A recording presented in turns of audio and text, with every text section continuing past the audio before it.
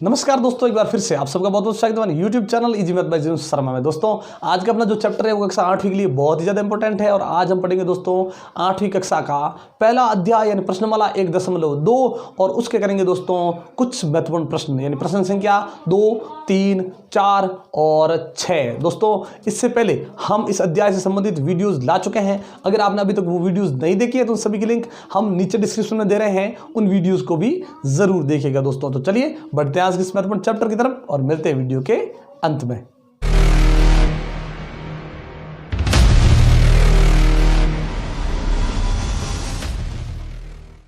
तो दोस्तों इस प्रश्नमाला का जो पहला प्रश्न है वो तो हम आपके लिए पिछली वीडियोस में ला चुके थे।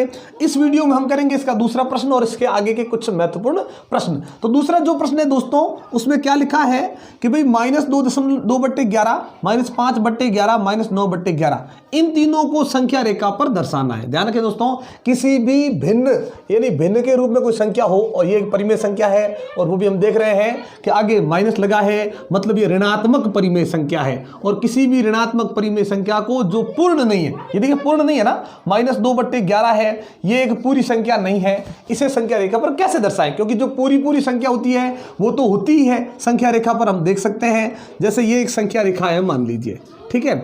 इस संख्या रेखा पर अगर हम देखें तो बीच में क्या आ जाएगा 0, इस तरफ रहेगी धनात्मक संख्याएं। ध्यान रखें दोस्तों, इस तरफ धनात्मक संख्या रहेगी और इस तरफ रहेगी ऋणात्मक संख्याएं, ठीक है। लेकिन जो संख्याएं हमें यहाँ नजर आ रही है वो किसकी है? माइनस की। तीनों ही ऋणात्मक हैं, मतलब वो इस माइनस वाले में रहेगी। लेकिन कैसे पता लगाएं कि ये जो संख्या है वो किन संख्याओं के बीच में हो सकती है? तो वो पता लगाने के लिए आपको करना क्या चाहिए? जो बट्टा के नीचे संख्या है उसका पहाड़ा बोलकर ऊपर वाली में भाग दे दो। 11 का भाग अगर 2 में दे दी जाए, माइनस पड़ा है आगे रहने दो, कोई दिक्कत नहीं, 11 का भाग हमें 2 में देना है। हम देख सकते हैं 11 का जो भाग है वो 2 में पूरा नहीं जा रहा है, मतलब एक बार भी नहीं जा रहा है। क्यों? क्योंकि 11 से ये एक छोटी संख्या है, छोटी संख्या में भाग कभी नहीं जाता, ठीक है। यानी 11 का भाग 2 में भी नहीं जाएगा, 5 में भी नहीं जाएगा, 11 में भी नहीं जाएगा। माइनस उसके आगे पड़ा है, हमें कोई दिक्कत नहीं है, हमें तो केवल संख्या में भाग देना था। तीनों में एक बार भी भाग नहीं जाता। जब तीनों संख्याओं में कितनी भी संख्याएं हो, अगर उसमें नीचे वाली संख्या का पहाड़ा बोलने पर ऊपर वाली संख्या में अगर एक बार भी भाग नहीं जाए तो यानी 0 लिख दो मन से। एक बार भी नहीं गया 0 लिख दिया। अब देखना है, यानी एक बार भी नहीं गया 0 देख लिया। उसके बाद में यदि ये संख्याएं धनात्मक है तो 0 से हम इस तरफ आगे बढ़ेंगे, लेकिन अगर ऋणात्मक है तो हम इस संख्या से हम इस तरफ जाएंगे। ध्यान रखें हमेशा, यदि माइनस की संख्या है तो हमें हमेशा इस तरफ बढ़ना है, धनात्मक संख्या हो तो हमें इस तरफ बढ़ना है। तो 0 और 0 से आगे हमें जाना है, लेकिन किस में जाना है? माइनस की तरफ। तो 0 से आगे माइनस की तरफ जाएंगे तो क्या लिखा है? -1। तो 0 और -1 के बीच में हमें पता चल गया कि भाई ये जो संख्याएं हमें दी गई है परिमेय संख्याएं, ये कहां मिलेगी? 0 और -1 के बीच में। कैसे पता चला? नीचे वाली संख्या का पहाड़ा बोल के ऊपर वाली में भाग देना है। छोटी संख्याएं होने के कारण इन तीनों में एक बार भी भाग नहीं गया, तो तीनों के लिए क्या लिख दिया? 0। अगर हम यहाँ इसमें भाग नहीं जाता है, इसमें जाता है तो इसको अलग देखेंगे, लेकिन इसमें तीनों में हमने देखा भाग नहीं जा रहा है छोटी संख्या के कारण, तो हम लिखेंगे 0। और धनात्मक होती तो 0 और 1 के बीच में लिख देते, लेकिन ऋणात्मक है तो 0 और -1 के बीच में। और ध्यान रखें, जो परिमेय संख्याएं इस संख्या रेखा पर दर्शाने के लिए जिन संख्याओं के बीच में मिल जाए वो हमें भाग देकर पता लगा दिया है कि 0 और -1 के बीच में है। जिसके बीच में है उन पर लगाओ इस प्रकार से गोला और इस पूरे का कर दो जूम, यानी इनको बड़ा करके देखना है। जैसे मोबाइल में हम किसी फोटो को जूम करके देखते हैं, इस प्रकार हमें इसमें क्या करना है? उसी प्रकार से कि भाई जिन संख्याओं के बीच में ये आ जाए उसी पर हमें जूम करना है, बाकी वालों को छोड़ देना है। जूम करने के बाद क्या होगा कि जो इस तरफ वाली संख्या है वो लिख दो पहले और जो उस तरफ वाली संख्या है वो लिख दो बाद में। ये जरूर ध्यान रखें भाई, इस संख्या रेखा पर जो इस तरफ है उसे इस तरफ भी लिखना है और जो उस तरफ है उसे हमें उस तरफ ही रखना है। ये रखने के बाद अब क्या करना, अब ध्यान से समझिएगा। सबसे पहले आपको लगाना है बट्टे और बट्टे के नीचे लगाना है 1, क्योंकि जिस संख्या किसी भी संख्या के बट्टा के नीचे कुछ भी ना हो वह हम 1 लिख सकते हैं। उसके बाद क्या करना है? बट्टा को इस तरफ से आगे बढ़ाओ और ऊपर भी गुणा नीचे भी गुणा, ऊपर भी गुणा और नीचे भी गुणा। गुणा किससे करें? तो यहां आइए, तीनों जो परिमेय संख्याएं हैं उनके बट्टा में क्या लिखा है 11। अगर ये बट्टा में 11 है और इसमें नहीं है तो इसको अलग करेंगे, लेकिन तब देखो तीनों के नीचे क्या लिखा है 11 ही है ना, तो हम 11 ही रखेंगे और सबसे करेंगे गुणा, अंश और हर दोनों से। जो बट्टा के नीचे संख्या हो उसका अंश और हर सब में गुणा करना है, बट्टा में 1 लगाने के बाद में गुणा किया। यहाँ माइनस के 11, 11 एकम 11 माइनस आगे लगा है, बट्टा में 11 एकम 11। यहाँ ये 11 को 0 से गुणा किया तो 0 ही होगा, क्योंकि 0 से किसी भी संख्या को गुणा कर लो 0 ही आएगा, और बट्टा में हो गए 11 एकम 11। ये करने के बाद हमने क्या देखा कि इस बिंदु पर क्या बना माइनस 11 बट्टे 11, यहाँ क्या बना इस बिंदु पर 0 बट्टे 11। अब सोचिए कि इसके बट्टा में भी 11 और इसके बट्टा में भी 11, मतलब यहां से यहां तक जाने में बट्टा के नीचे संख्या में कोई चेंजेस नहीं हुआ, लेकिन ऊपर देखिए माइनस के 11 थे वो कितने बन गए यहां पे आते ही 0, यानी यहां से लेकर यहां तक संख्या में बदलाव हुआ है, और वो बदलाव ध्यान रखें दोस्तों क्रमागत होगा। अब कैसे होगा देखिए, यहां से शुरू होगा संख्या माइनस के 11 बट्टे 11 यहां है, इससे आगे बढ़ते जाएंगे तो ये माइनस के 11, जैसे ही इस तरफ जाएंगे माइनस के 10, ध्यान रखें दोस्तों माइनस के 12 नहीं होंगे, क्योंकि आप खुद देख सकते हो कि जैसे जैसे हम यहां जाएंगे आगे आएगा माइनस का 10, फिर माइनस के 11, उस तरफ जाएंगे तो माइनस के 12 होगा, इस तरफ माइनस के 12 नहीं माइनस का 10, वापिस ये माइनस का 9, माइनस का 8, माइनस का 7, माइनस का 6, माइनस का 5, माइनस का 4, माइनस का 3, माइनस का 2 और माइनस का 1, और ये हो गया वापस 0 जो यहाँ पे लिखा है। सबको लिख देते हैं, ये माइनस के 10, ये माइनस के 9, माइनस के 8, माइनस के 7, माइनस का 6, माइनस का 5, माइनस का 4, माइनस का 3, माइनस का 2 और माइनस का 1। ये केवल हमने ऊपर वाली संख्याओं को देख के ऊपर वाली संख्या लिखी है, लेकिन बट्टा के नीचे देखिए यहाँ पे भी 11, यहाँ पे भी 11, तो सबके नीचे क्या आ जाएगा 11 ही रहेगा, क्योंकि 11 में कोई बदलाव नहीं हो रहा है ना शुरू से लेकर अंत तक, तो सबके नीचे 11 ही आएगा। इतना काम करने के बाद हमें अपना उत्तर मिल जाएगा जिसकी यहाँ ज़रूरत है। -2 बट्टे 11 क्या है कहीं पे, तो ये रहा -2 बट्टे 11, ये हो गया हमारा एक आंसर। दूसरा देखिए -5 बट्टे 11, ये रहा अपना दूसरा आंसर, और ये रहा -9 बट्टे 11, ये अपना हो गया तीसरा आंसर। मतलब ये कि भाई जो जो आंसर हमें चाहिए वो मिल गया है, तो आप चाहो तो आंसर पर गोला भी लगा सकते हो इस प्रकार से कि भाई हमें हमारे उत्तर है वो मिल चुके हैं बिंदु सहित। ध्यान रखिए दोस्तों, बिंदु सहित हमें इस प्रकार से इस पर गोला लगाना है ताकि हमें पता चले कि जिस आंसर की हमें ज़रूरत थी वो हमें मिल चुका है और उसे हमने संख्या रेखा पर दर्शा दिया है। निरूपित करना था, संख्या रेखा पर दर्शाना था, और वो हमने दर्शा दिया है। तो इसी प्रकार से आप भी महत्वपूर्ण प्रश्न है वो कर सकते हैं अपनी किताब से। तीसरे और छठे प्रश्न के लिए दोस्तों देखिए कि लिखा है कि ऐसी 5 परिमेय संख्या लिखिए। परिमेय संख्याओं में ध्यान रखें दोस्तों कि शुरुआत से हमने पढ़ा था प्राकृत संख्याएं, उसके बाद में हमने पढ़ा पूर्ण संख्याएं, उसके बाद में हमने पढ़ा था पूर्णांक, और फिर हमने बताया था कि पूर्णांक में से ही, क्योंकि पूर्णांक वो संख्या है जिसके अंदर प्राकृत भी शामिल है और पूर्ण भी शामिल है, यानी हमने अगर पूर्णांक नाम दे दिया ना तो प्राकृत और पूर्ण इसमें शामिल है। ये नहीं बोलना है सर पूर्णांक बोला, ये दोनों तो बोला ही नहीं, अरे ये दोनों इसके अंदर है, क्योंकि हम जो संख्या रेखा खींचते हैं जिसके अंदर बीच में 0 होता है, इस तरफ संख्या जाती है तो वो धनात्मक होती है, इस तरफ जाएंगे तो वो ऋणात्मक होगी, और कभी खत्म न होने वाली संख्याएं होती है। अब ये जो पूरी संख्याएं हैं ये पूरी की पूरी चली जाती है परिमेय संख्याओं के अंदर। मतलब ये सब क्या है परिमेय, प्राकृत पूर्ण पूर्णांक तीनों ही क्या है परिमेय। नई चीज ये होती है कि पूर्णांकों में यदि एक पूर्णांक लगा दिया ऊपर और एक पूर्णांक नीचे, मतलब P/Q के रूप में, वो बन जाती है परिमेय संख्या। तो ध्यान रखें ये प्राकृत संख्या जितनी भी है वो भी परिमेय है, पूर्ण है वो भी परिमेय, पूर्णांक है वो भी परिमेय, मतलब ये सब संख्याएं क्या है परिमेय है। और उसके साथ साथ ये भिन्न के रूप में लिखी जाने वाली संख्या भी परिमेय होती है। केवल बट्टा के नीचे 0 है वो कभी नहीं आना चाहिए, बट्टा के नीचे 0 नहीं आना चाहिए, बाकी सब कैसी भी भिन्न लिख दो वो परिमेय ही संख्या ही होती है। तो यहां पे बोल रहे हैं कैसी 5 परिमेय संख्या लिखो, तो क्या ये प्राकृत पूर्ण पूर्णांक ही परिमेय नहीं है? अरे ये भी परिमेय ही है, भिन्न के रूप में लिखेंगे तो भी परिमेय ही होगी। और यहां लिखा है केवल 5 परिमेय संख्याएं जो 2 से छोटी हो। यहां देखिए ये संख्या रेखा है, इसमें मान लीजिए यहां लिखा है ये रहा 2, हमें 2 से लिखनी है छोटी। तो ध्यान रखें संख्या रेखा पर जब हम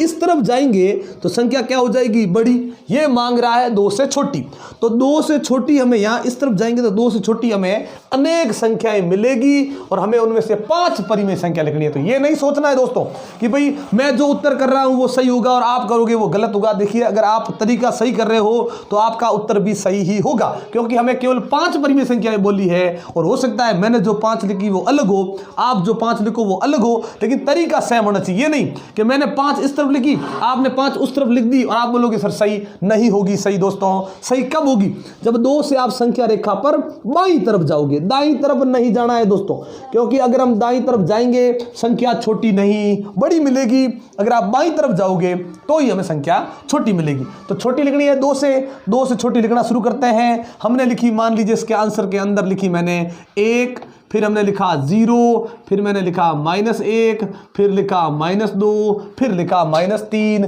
ये हो गई 5 परिमेय संख्याएं जो 2 से क्या है, छोटी। तो ये बिल्कुल सही है। अगर हम उससे आगे जाते हैं -4, -5, -6 तो भी सही होगा। अगर हम इस 2 से छोटी भिन्न के रूप में कोई संख्या लिखना चाहें तो वो भी सही ही होगी। तो हमें तो 5 बोला है, आप 5 क्या अनेकों संख्याएं हम लिख सकते हैं जो 2 से क्या हो, छोटी, या फिर 2 से बड़ी हो तो भी लिख सकते हैं। 5 पूछी, कोई भी 5 लिख दो। यहां पे आइए, -2 से बड़ी। अब की बार क्या करना है, जहां हमें -2 नजर आ रहा है, -2 ये रहा, ये नहीं, ये तो 2 है धनात्मक, ये -2 मतलब ऋणात्मक वाला 2, -2 से बड़ी।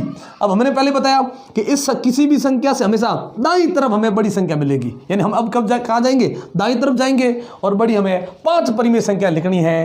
कोई भी 5 परिमेय संख्या लिख दो, सही होगी। तो चलिए -2 से सिर्फ आगे बढ़ते हैं। क्या लिखा है, -1, उससे आगे क्या लिखा है, 0, उससे आगे जाएंगे तो 1, फिर 2, फिर 3, 5 ही तो लिखनी थी, 5 हमने लिख दी। ये बिल्कुल सही हो जाएगी। तो कोई भी संख्या अगर आपको इस प्रकार से दी जाती है तो और आपको उससे छोटी या बड़ी संख्या पूछी जाए परिमेय, तो आपको क्या करना है, बड़ी संख्या के लिए आपको दाईं तरफ जाना है और छोटी संख्या के लिए आपको बाईं तरफ आना पड़ेगा। इस प्रकार से तीसरा और छठवां प्रश्न हो गया कंप्लीट। इस प्रश्नमाला के चौथे प्रश्न में देखिए दोस्तों, -2/5 और 1/2 के मध्य 10 परिमेय संख्याएं ज्ञात करनी है। हमें यहाँ पे 2 परिमेय संख्याएं दी गई है, एक है -2/5 और दूसरी है 1/2 और हमें इनके बीच में 10 परिमेय संख्याएं ज्ञात करनी है। दोस्तों, जब भी आपको कोई भी 2 परिमेय संख्याएं देखकर उनके बीच में चाहे कितनी भी परिमेय संख्याएं ज्ञात करने को बोले, आपको 1-2 स्टेप है वो ध्यान में रखने पड़ेंगे। इसलिए हम आपके लिए बहुत ही ज्यादा साधारण तरीका बता रहे हैं जिससे आप आसानी से कितनी भी परिमेय संख्याएं आराम से ज्ञात कर सकते हो। तो आपको ज्यादा पूछी नहीं जाएगी, ज्यादा से ज्यादा यहां पूछिए जैसे 10, तो ज्यादा 10 ही पूछते हैं, या 5 या 3 या 4, 10 से ज्यादा परिमेय संख्या नहीं पूछी जाती। लेकिन आप इसमें जितनी चाहो उतनी परिमेय संख्याएं कर सकते हो इन दोनों के बीच में। लेकिन अपना स्टेप क्या रहेगा, ध्यान से समझिएगा दोस्तों। सबसे पहला जो अपना वो रहेगा तरीका, वो ये है कि दोनों के हर समान करो। ध्यान रखें दोस्तों, सबसे पहले आपको दोनों के जो दोनों आपको भिन्न दी गई है, दोनों परिमेय संख्या जो दी गई है, दोनों के हर समान करो और दोनों का हर समान करने का जो सबसे अच्छा तरीका है वो है LCM। LCM कैसे करना है, ध्यान से समझिएगा। यहां क्या है, हर 5, यहां हर कितना है, 2, तो 5 और 2 इन दोनों का LCM कैसे करना है। 5 का भी बोल दे पहाड़ा, 2 का भी बोल दे पहाड़ा, और कोई ऐसी संख्या देखो जो दोनों पहाड़ों में आई सबसे पहले और वो भी इक्वल, दोनों में बराबर होनी चाहिए। तो 5 दूनी हो गया 10 और 2 एकम 2, 2 दूनी 4, 2 तीन 6, 2 चौके 8, 2 पंजे 10। इसमें भी 10 आया, इसमें भी 10 आया। उससे पहले कोई समान संख्या नहीं थी ना, तो LCM जो हमें मिला वो कितना मिल गया, 10। यानी दोनों हरों को समान करने वाला है वो कौन है, वो है इनका LCM, और LCM कितना हो गया, 10। मान लीजिए ऐसा होता कि पहले से दोनों बराबर है, मतलब अपना पहला स्टेप क्या हो जाएगा, पहले ही क्लियर हो जाएगा, हमें ये करना ही नहीं पड़ेगा। लेकिन समान नहीं है ना, इसलिए समान करने के लिए आपने LCM किया, और LCM का सबसे अच्छा तरीका है पहाड़ा बोलकर दोनों में सबसे पहले जो समान संख्या आएगी वही उनका LCM हो जाएगा। तो LCM कितना हो गया, 10। अब क्या करना है, ये जो हर 5 है हर, इसको भी बढ़ाओ कितना, अपने एलसीएम के बराबर, यानी इस 5 को कितना बढ़ाना है 10, और ये बढ़ाने के लिए आपको यहां किसी न किसी संख्या से गुणा करना पड़ेगा। सोचिए मैं 5 को किससे गुणा करूं कि ये अपने एलसीएम 10 के बराबर बन जाए, तो हमें पता है यहां हम किससे गुणा करेंगे 2 से। अपना अभी हम कौन सा कर रहे हैं, पहला स्टेप कर रहे हैं, दोनों के हर समान कर रहे हैं, अभी तक पहला स्टेप है ना, तो गुणा किससे किया 2 से। हर से जिसे आप गुणा करोगे अपने मन से अंश में उसी से गुणा कर दो, और कुछ नहीं देखना है, ये नहीं सोचना है कि आपने यहां 2 से गुणा क्यों किया। अगर हम जिसे हर से गुणा करेंगे हमें अंश से भी उसे ही गुणा करना पड़ेगा, तो हमने ज्यादा कुछ नहीं किया, हम इस हर को अपने एलसीएम के बराबर कर रहे हैं और वहां 2 से गुणा कर दिया। यहां आइए इसे भी अपने एलसीएम के बराबर करना पड़ेगा, तो 10 बनाने के लिए यहां किससे गुणा करूं, तो यहां गुणा करेंगे दोस्तों 5 से, ये 5 से इससे भी करना पड़ेगा। मैंने बताया ना, जिसका हर से गुणा किया अंश में वही लगा दो, जिसका हर से गुणा किया अंश में वही लगा दो। ऊपर क्या बना, -4 बट्टे में हो गए 10, यहां बड़ा 5 एकम 5 और 2 पंजे हो गए 10। तो देखिए संख्या तो हमें मिल गई, -4 बट्टे 10 और 5 बट्टे 10, दोनों के हर क्या हो गए समान। अब दोनों के हर समान होने के बाद में दूसरा स्टेप ये रहेगा कि भाई अब हमें हरों को नहीं देखना है, केवल अंशों को देखना है, और ये सोचना है कि इन दोनों के बीच में जितनी संख्या ये मांग रहा है उतनी संख्याएं मिली है या नहीं। तो कितनी संख्याएं मांग रहा है 10, तो देखते हैं इनके बीच में है कि नहीं। अब हर को नहीं देखना है, केवल अंश को। यहां है -4, यहां है 5। जैसे हमने इससे पहले संख्या रेखा पढ़ी थी दोस्तों, संख्या रेखा में हमने क्या देखा था कि भाई बीच में होता है 0, इस तरफ होती है माइनस की संख्याएं, जहां तक हम जाएंगे ये माइनस की संख्याएं हमें मिलती ही रहेगी, ये कभी खत्म होने वाली नहीं है। इस तरफ होती है धनात्मक संख्याएं और ये भी कभी खत्म होने वाली नहीं है। तो देखिए यहां है -4, ये रहा दोस्तों -4, और हमें -4 को देखकर हमें इस तरफ जाना है, क्योंकि देखिए ये ऋणात्मक और ये धनात्मक, ऋणात्मक यहां है, धनात्मक यहां है, हमें इससे इस तरफ जाना है और 10 संख्याएं देखनी है। चलिए -4 ये पड़ा, फिर 5 ये पड़ा, इन दोनों के बीच में देखते 10 है कि नहीं आई। 1 2 3 4 5 6 7 8, केवल 8 संख्याएं मिली है और ये मांग रहा है 10। तो 10 संख्याएं कैसे करें, तो 10 करने के लिए अब क्या करना है, तो देखिए पहला स्टेप हो गया ना, ये अपना दोनों हर समान कर दो, हर समान कर दी, और कैसे की वो हमने बता दिया। फिर अंशों को देख के जितनी संख्याओं की जरूरत है वो इन दोनों के बीच में देखने की कोशिश करो। जब आपको नहीं मिलती है, आपको लगता है कि अभी तक 10 नहीं हुई है, मतलब जो पूछा है उससे कम है, तो अब क्या करना है कि इसके अंश को और इसके अंश को किसी ऐसी संख्या से गुणा, क्योंकि हर को बराबर करने के बाद में दोनों के बीच में जितनी संख्याओं की जरूरत है उतनी संख्या अगर हमको नहीं मिल रही है तो हमें क्या करना है, यहां पे भी 2 से गुणा, यहां पे भी 2 से गुणा, यहां 3 से गुणा, तो यहां पे भी 3 से गुणा। जब तक अपना काम ना हो ऐसे ही गुणा करते रहो। चलो हम 2 से गुणा करते हैं। यहां 2 से गुणा किया, 4 दूनी कितने बन गए 8, यानी कितना बना -8, यहां इसके आगे कहीं ना कहीं होगा। यहां गुणा करेंगे वापस किससे, 2 से ही, 2 पंजे कितना होगा 10, 10 यहां कहीं जाएगा आगे। अब सोचिए हमें इन दोनों के बीच में ये 10 संख्याएं मांग रहा है, मिलेगा कि नहीं मिलेगी, तो हमें पता है कि इसमें हमें 10 संख्याएं है वो आराम से मिल जाएगी। अब 10 संख्याएं मिल जाएगी मतलब 2 से जो हमने अभी मन में गुणा किया था मन से, वो बिल्कुल सही हो जाएगा। दोस्तों जब तक आपको पूछी गई संख्याएं नहीं मिलती है इसी प्रकार से गुणा ट्राई करते रहे। पहले 2 से गुणा करके ट्राई कर ले दोनों में, फिर मिल गई संख्याएं तो ठीक है, नहीं मिलती है, आपको लगता है अभी तक सर कम है संख्याएं और बीच में संख्याएं नहीं मिली, तो फिर 3 से और 3 से गुणा करें, फिर भी नहीं मिली तो 4 से और 4 से गुणा करें। और जब आपको लगता है कि अब हमें संख्याएं मिल चुकी है, ध्यान रखें इसने 10 संख्याएं बोली है, अगर 10 से ज्यादा मिल जाती है तो कोई दिक्कत नहीं है, हम उस ज्यादा में से केवल 10 लिख देंगे, कम नहीं होनी चाहिए। चलिए तो 2 से गुणा किया ना, तो यहां पे भी 2 से करना ही पड़ेगा, क्योंकि अभी तो हमने किया था कि जब हमने इस हर को 2 से गुणा किया तो अंश को भी 2 से गुणा कर दिया था ना। अब यहां अंश को गुणा कर रहे हैं तो हर को भी करना ही पड़ेगा। तो चलिए ऊपर कितने हो गए -8, अब बट्टे में कितने हो गए 20।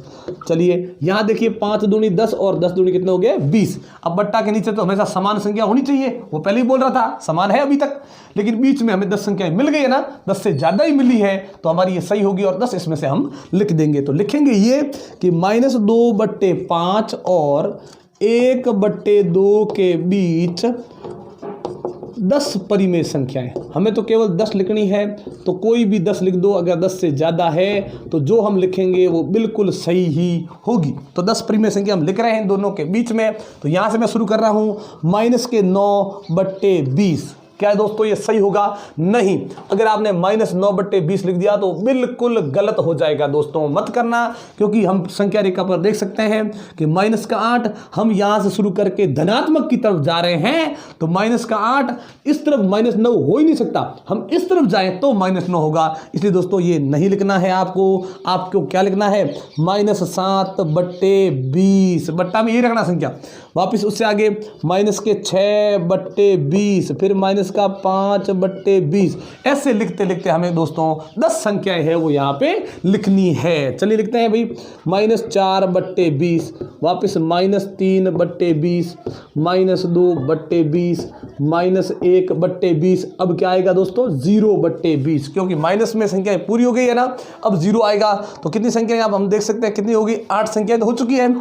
थोड़ी और अब लिखनी है हमें, 1/20 और 2/20। तो देखिए ये संख्या ऐसी है दोस्तों, इन दोनों के जो बीच में स्थित है। देखिए -8 को छोड़ दिया, -8 के आगे लिखने शुरू की, ये संख्या होगी। अभी तक हमें 10 प्राप्त नहीं हुआ है ना, तो मतलब ये संख्या इन दोनों के बीच में ही है। तो ज्यादा मिल जाए कोई दिक्कत नहीं है, लेकिन कम नहीं मिलनी चाहिए। और ये नहीं सोचना है दोस्तों कि हमारा और आपका उत्तर सेम नहीं है, तो सेम नहीं है तो कोई दिक्कत नहीं, तरीका सेम होना चाहिए। 10 संख्याओं की जरूरत है। मैंने ये 10 संख्याएं लिख दी। अगर आपने ऐसा नहीं किया और आपने कहा कि नहीं सर मैं तो यहां वाली संख्या पहले लिखूंगा 9/20, 8/20, तो भी दोस्तों गलत नहीं होगा। इन दोनों के बीच में होनी चाहिए संख्याएं है वो सही होगी। अब इनमें से कोई कट रही है तो काट दो। ये दोनों नहीं कट रही है, -7 और 20, यानी 7 और 20 एक पहाड़े में, कोई एक ही पहाड़े में नहीं आती, नहीं कटेगी। 6 और 20 ये दोनों 2 के पहाड़े मारे। देखो ऊपर 2 का पहाड़ा बोला 3 बार, नीचे 2 का पहाड़ा बोला 10 बार। ये दोनों 5 के पहाड़े में, 5 का पहाड़ा यहाँ 1 बार, नीचे 5 का पहाड़ा 4 बार। ये 4 के पहाड़े में, ऊपर 4 का पहाड़ा 1 बार, नीचे 4 का पहाड़ा 5 बार। दोनों में एक ही पहाड़ा बोलना है।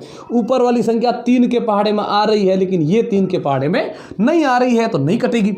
ये दोनों 2 के पहाड़े में, ये 2 के पहाड़े में 1 बार, ये 2 के पहाड़े में 10 बार। ये किसी एक ही पहाड़े में नहीं आते। यहां देखिए 0/20, यहां ध्यान रखना है आपको दोस्तों, जब ऊपर 0 हो तो नीचे चाहे कोई भी संख्या आए, चाहे धनात्मक आए, चाहे ऋणात्मक आए, चाहे कोई भी संख्या आए, उसका उत्तर 0 ही रहेगा, क्योंकि ऊपर 0 है। ये नहीं कट रही है संख्याएं। ये 2 के पहाड़े से 2 एकम 2, 2 दाए 20। तो इस प्रकार से हमें ये 10 परिमेय संख्याएं मिल गई है जो -2/5 और 1/2 के बीच में है। तो इस प्रकार से ध्यान रखें दोस्तों, कोई भी 2 परिमेय संख्याएं देखकर अगर हमें उनके बीच में और परिमेय संख्याएं पूछी जाती है तो आपको ये केवल 2 स्टेप काम में लेने हैं। पहले उसके हर को क्या कर लें? समान करने के लिए एलसीएम कर लें, फिर उनको वापस किसी न किसी संख्या से गुणा करके उन्हें एलसीएम के बराबर बना लें। जब हर समान हो जाए तो फिर आपको अंशों को देखकर इनमें ऐसी संख्या से गुणा करना है। ध्यान रखें, समान संख्या से, यहां 2, यहां पे भी 2 गुणा करके, ये केवल मन में ट्राई करना है। पहले ऐसे नहीं गुणा में 2 लिख दिया आपने, गुणा करना है और फिर देखना है कि भी जितनी संख्या इसने पूछी उतनी संख्या में गुणा करने के बाद में उनके बीच में मिलती है कि नहीं मिलती है तो फिर 3 से गुणा ट्राई करो। फिर भी अगर संख्या बीच में उतनी नहीं मिलती तो 4 से 8 से, इस प्रकार से आगे बढ़ना है। लेकिन जब आपको ये संख्या मिल जाती है फिर आगे गुणा नहीं करना है और उन्हीं संख्याओं को अंश और हर दोनों से गुणा करके फिर उनका उत्तर लिख के फिर इन दोनों के बीच में जो संख्या मिले वो लिख दे और बट्टा के नीचे जो संख्या है वो समान रहेगी। फिर कटती है तो उनको काट ले। तो इस प्रकार से अपना ये प्रश्न कंप्लीट हो गया। तो दोस्तों आज तो हम इस वीडियो में आपके लिए इतने ही प्रश्न लेकर आए हैं, लेकिन अगले जो प्रश्न है वो हम आपके लिए अगली वीडियो में लेकर आएंगे। दोस्तों ये वीडियो आपको कैसी लगी हमें कमेंट बॉक्स में लिखकर जरूर बताइएगा और अच्छी लगी तो लाइक और शेयर कर दें। दोस्तों एक बार फिर से आप सबका बहुत बहुत धन्यवाद हमारे चैनल को सब्सक्राइब करने के लिए और हमारी वीडियोज़ को लगातार देखने के लिए। लेकिन अगर आप हमारे चैनल पर नए हैं और हमारी वीडियो को पहली बार देख रहे हैं तो चैनल को सब्सक्राइब करना मत भूलिएगा और बेल आइकन जरूर दबाइएगा, ताकि जब भी इस प्रकार के इंटरेस्टिंग वीडियो हम आपके लिए लेकर आए नोटिफिकेशन आपको मिलती रहे। तो इस प्रकार के इंटरेस्टिंग वीडियो देखने के लिए जुड़े रहे हमारे साथ। तब तक के लिए नमस्कार, जय हिंद, जय भारत।